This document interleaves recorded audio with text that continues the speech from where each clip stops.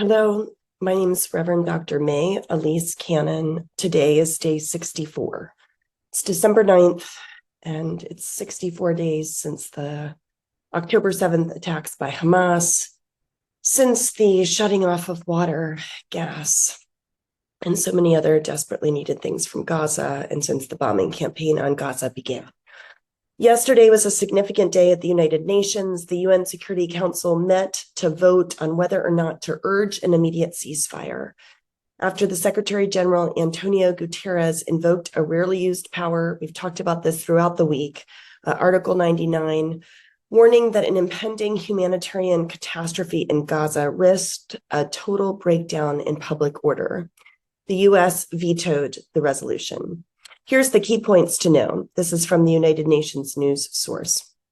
The US vetoed the resolution that was put forward by the United Arab Emirates, and it was backed by over 90 member states. There were 13 votes in favor, and the United Kingdom abstained. The UN chief began his last meeting on the crisis with a stark warning that, quote, the conditions for the effective delivery of humanitarian aid no longer exist, end quote. He said that the eyes of the world and the eyes of history are watching, demanding that the international community, quote, do everything possible, end quote, to end the ordeal of the people of Gaza. Mr. Guterres said that the UN is totally committed to stay and deliver for the people of Gaza. The resolution demanded an immediate humanitarian ceasefire and the immediate and unconditional release of hostages, as well as humanitarian access. It did not condemn the terror attacks perpetrated by Hamas on October 7th. In terms of Gaza in general, the total number of displaced people now is about 1.9 million. 1.9 million people have been displaced. Health officials say the death toll has now surpassed 17,000 people. The Israeli Defense Forces continue to estimate the death toll from October 7th at around 1,200 people. And it's believed about 140 people are still held captive in Gaza. The Associated Press just reported that Israel has continued in its bombardment of Gaza, including areas where it has told Palestinians to evacuate to. So reporting from Rafah, the Gaza Strip, Israeli warplanes struck parts of the Gaza Strip in a relentless bombardment on Saturday, hitting some of the dwindling bits of land that it had told Palestinians to evacuate to in the territory's south. The strike came a day after the U.S. had vetoed that UN resolution that we were just talking about.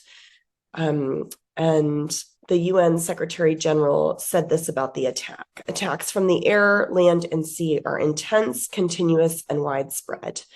People are being told to move like human pinballs, ricocheting between ever smaller slivers in the south without any of the basics for survival.